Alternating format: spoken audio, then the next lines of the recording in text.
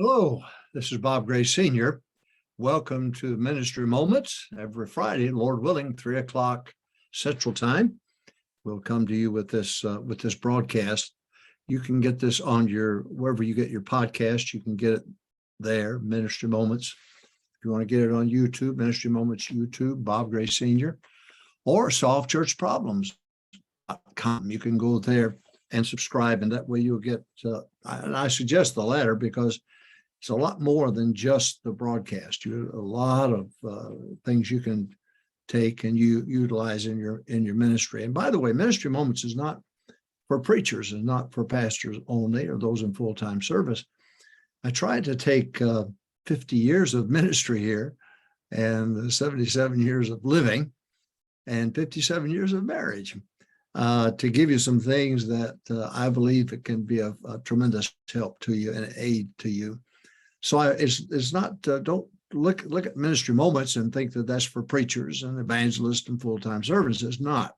If you're saved, born again, on your way to heaven, there are a lot of practical things here. Now, it's very brief, about 10 minutes, not very long. And so you can get to doing the things that God's called you to do, but take a moment and be able to, that's why it's called Ministry Moments.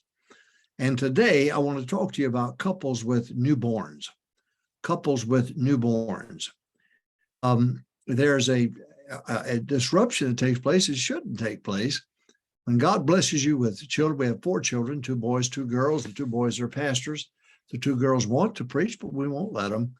And 10 grandchildren, and we'll soon have 13 great-grandchildren. And so Mrs. Gray and I know what it's like to have a newborn, and then a second newborn, and then a third newborn, 3 babies in diapers. And so we know all about that. God bless her. She's the one that needs all the credit, not me, that's for sure. I was gone all the time. But there's thoughts here as a pastor's wife, that I want to help you with. We're talking about couples with newborns.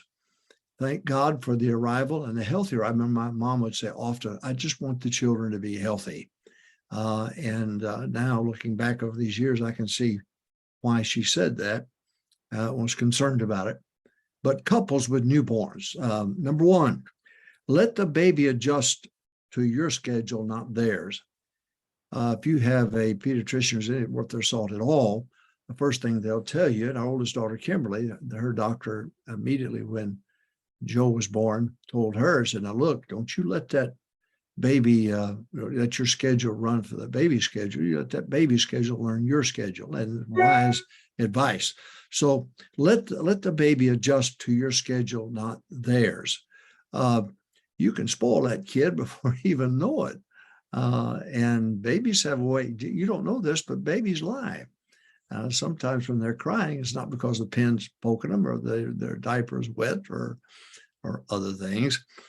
So you're going to let the baby adjust to your schedule, not theirs. Number 2, second thought is this: enroll the baby into the Sunday school nursery immediately. Immediately. Don't hesitate. You say, well, I just don't think the nursery is as clean as it should be. I've visited a lot of members' homes, and our nursery was a whole lot better than a lot of the homes that I visited. So you be careful about that. You enroll that baby immediately in the Sunday school nursery. That kid ought to be behind bars at 9:30 Sunday morning, as regular as can be. So I said, number 1, we're talking about couples with newborns. Number 1, let the baby adjust to your schedule, not their schedule. Don't let them establish the schedule. You establish the schedule for them. Number 2, enroll the baby into the Sunday school nursery department, just as you are enrolled in a Sunday school class, and just as low, maybe you're teaching a class, but you're there at 9:30, 9:45, whenever it might be, and you're in Sunday school. Well, that baby ought to be in Sunday school. The Southern Baptist Convention got some right ideas about a lot of messed up a lot of things, but when a baby is born, they give them a box of envelopes, giving envelopes, to make sure that baby, by the time that kid hits nursery, they're giving every week. They have a strong missions giving emphasis. Now, the product, the giving, is about 50 cents on a dollar, maybe 75 cents on a dollar, whereas an independent Baptist, it's $1. Every dollar you give the mission goes to the missionary. I much prefer that. and they take care of their pastors. Now, I'm just saying to you that you ought to enroll the baby in the Sunday school nursery department. They ought to be on the roll there. All right. I said, number one, let the baby adjust to your schedule, not their schedule. Number two, enroll the baby in the Sunday school department, nursery department. Number three, the baby will survive the nursery. It's an important statement. The baby will survive the nursery. I remember the first Sunday at First Baptist Church at Hammond, we joined. And Scott was, I don't know how old Scott was, but he was nursery age. And we took him to the nursery, and you could hear that kid screaming from the minute we walked away. He screamed from the time, you see, we came from the American Baptist denomination. We didn't know anything about nurseries, didn't know anything about it at all. In fact, I remember the first time we visited First Baptist, we were sitting back in the old auditorium and in folding chairs, and Kimberly said, "Daddy, I have to go to the bathroom." And we'd just been to the bathroom before the service started. And I said, "Honey, it's through those double doors and down 3 steps down to the left." We were sitting back in that corner. And so she gets up. That's what we did back home. We didn't know any better. So we were at church. We thought we were safe, you know. So Kimberly gets up, starts walking out. All of a sudden, Brother Hiles, I don't know how many people were there, maybe 2,000, maybe 3,000. All of a sudden, he grabs that pulpit and he starts screaming, "Stop that little girl. Stop that little girl now. Usher, stop her now. I've told you people 1,000 times, don't let those kids go out in those hallways out there. It's dangerous out there in those hallways. Where are their parents? Where are the parents of that little girl?" Miss Grant and I sat there and looked at each other and said, "Yeah, where are the parents of that little girl?" We learned our lesson the hard way. But I'm talking about couples with newborns. Number one, let the baby adjust to your schedule, not theirs. Number two, enroll the baby in the Sunday school nursery department. They ought to be in Sunday school just like you should. Number three, the baby will survive the nursery. Don't go in there and say, "Well, my little baby." If they come out with bite marks on them, good grief, what do you think kids do when they fight with each other? So they're not going to die. They'll be fine. They'll survive it. So I said, statement number three, the baby will survive the nursery. Number four, God did not give you a baby to be an excuse for not serving God. God did not give you that baby as an excuse for not serving God. "Oh, I can't work the bus route." Listen, I love to take in our now when they were babies, they didn't stay out as long as I did, but Mama and I would take the kids and we'd go out. And many a time, Karen, God bless her, cute little redhead, those ringlets, you know, and I'd knock on the door and the lady opened the door and she'd look at me and she didn't want to give me time of day, but she saw Karen. She said, "Oh, what a cute little girl." I said, "Yeah, she belongs to me." I got into more homes because I had my kids with me. So the baby will survive the nursery. Number four, God did not give you a baby to be an excuse for not serving God. So quit that. You take those babies with you. Now, when Mrs. Gray and I went together and they were babies, she didn't stay about an hour, maybe a little more. And especially was cold. And she'd take the kids and go home, and I'd keep one of them with me. But I was not gonna let the kids be an excuse for not serving God. Oh, I remember pastoring up north, and I remember a young lady, a young couple, and they came, but the hit and miss, always the baby. And then one day we got the news the baby had died. I don't know if it suffocated. I don't know what happened. Crib death. But we went to the house and all the tears were falling. And guess what the mother said? "Well, I guess we can be able to make it to church now." Oh, that it still haunts me to this day, that statement. But we're talking about couples with newborns. Number one, let the baby adjust to your schedule, not theirs. Number two, enroll the baby in the Sunday school nursery department. Number three, the baby will survive the nursery. Number four, God did not give you a baby to be an excuse for not serving God. Number five, seek advice from the pastor and pastor's wife. If you have an older pastor's wife, then you seek advice from them. Make an appointment, go in and sit down and say, "Can you help me? We have a newborn. I don't want to backslide on God. I want this kid raised in church and I want them to love the Lord and love church. Give me some advice." And the pastor and his wife will give you good, solid advice. Statement number 6, seek advice from older successful parents. Seek advice from older successful parents in the church. You have older couples who've raised their children. They've made mistakes and and have not made mistakes. They've been successful overall. I'm talking about kids. I'm not talking about them being out on dope and stealing and everything else. I'm talking about successful older parents who've been at the Lord's work for a long time, and you meet with them and get advice from them.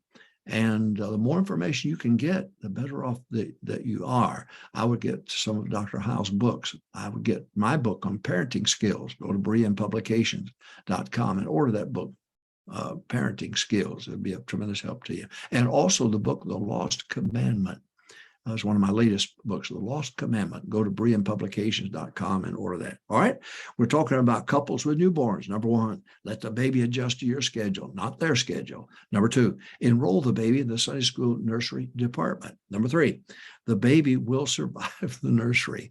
So don't go home, oh, I don't know, the nursery's not very clean. Well, be a part of the nursery and clean it up yourself then. Number 4, God did not give you a baby to be an excuse for not serving God. Number 5, seek advice from the pastor and pastor's wife. Number 6, seek advice from an older, successful couple who've been parents for long decades. Seek advice from them. Number 7, caution. Do not let emotions rule. Don't you let your emotions rule. It is not the end of the world when the kid, something happens with the kid, but don't you let emotions rule. Don't you do it. It's so easy for you to cater to that kid. And more babies busted up more marriages than a third party, the third party being the kid. So don't you let emotions rule. Don't you rule. Paul said, to will is present with me. He said, I'm not letting emotions rule me. Will move me. 22 times in the New Testament, it talks about the will. So don't let emotions rule you. Don't do it. Oh, I'm so fatigued. Take care of the baby. And so now you quit that. Don't let emotions rule. I remember one time a married lady in our church, she'd come see me and I'd counsel. And then she'd come back a month later and I'd counsel. She'd come back. And finally, one day she said to me, you're not helping me a lick. Well, thanks a lot. And I understand your mother's coming for Mother's Day. I said, yes. I think I can talk to your mother. Maybe she'll understand me. And I didn't show any expression, but I laughed on the inside. I said, oh, brother or sister, you don't want to talk to my mother. But anyway, my mama came, we honored her. And so that Sunday afternoon, they met together and they sat alone in the auditorium. And I cracked the door just to see how it was going. And she's crying, this member crying and crying. And finally looked at my mama. My mama said, dry up those tears now. Dry them up now. Stop it now. Those tears may work on my son, but it ain't going to work on me. Now dry it up right now. Dry it up right now. I laughed. So the next week she come by to see me. She said, can I start counseling with you again? She had enough of my mama, I guess. My mama, boy, I tell you what, emotions are not going to rule her life, run her life. Not going to do it. Not going to do it. She's down to earth. And so couples with newborns, number 1, let the baby adjust to your schedule, not theirs. Number 2, enroll the baby in the Sunday school nursery department, just like you're enrolled in Sunday school. Number 3, the baby will survive the nursery. All right. Number 4, God did not give you a baby to be an excuse for not serving God. Number 5, seek advice from your pastor and pastor's wife. Number 6, seek advice from older, successful parents in your church. Number 7, caution. Do not let emotions rule. Do not do it. Do not do it. You keep your head about you. And all right. Number 8, schedule and share household duties. Schedule and share household duties. You got hubby. You can have to step in there, do the dishes, do some vacuuming, do the clothes. I do the clothes here, and have for a long time. I remember the first time I threw all the clothes and washed them, and I had purple underwear, pink underwear, and I said to my wife, "What happened?" She said, "What'd you do? Did you put the color and the white together in there?" I said, yes. She said, if you do that, that's what you're going to get. You got to separate them before you wash. I said, oh, really? I said, what am I going to do with this underwear? She said, you're going to wear it. That's what you're going to do. No, I'm not either. But schedule and share household duties. You pitch in there. You help her just as much your baby as is her baby. And you've got household duties still got to be done while she's got to take care of the kids. I don't know how my wife did it. I don't have 3 diapers all at one time. I don't know how in the world she did it, but she did. Number 9, keep your spouse number 1, not the baby. Keep your spouse number 1, not the baby. The baby will be there 17 years and gone. And then you're going to try to rediscover each other, and it ain't going to work. You keep your spouse number 1, not the baby.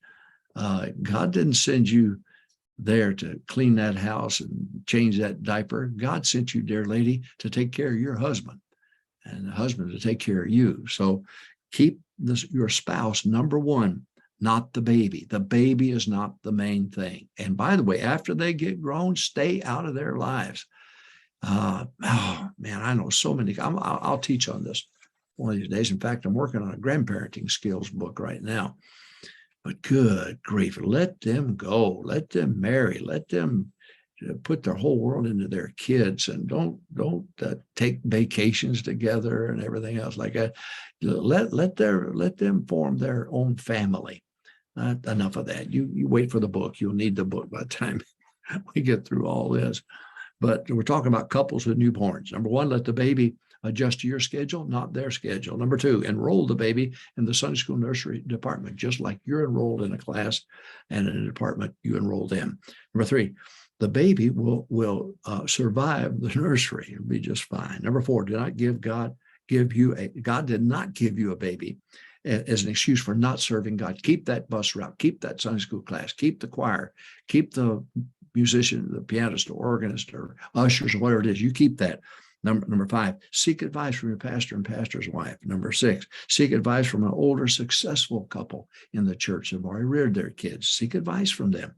Caution, do not let emotions rule. The thing with babies, your emotions, let your emotions rule.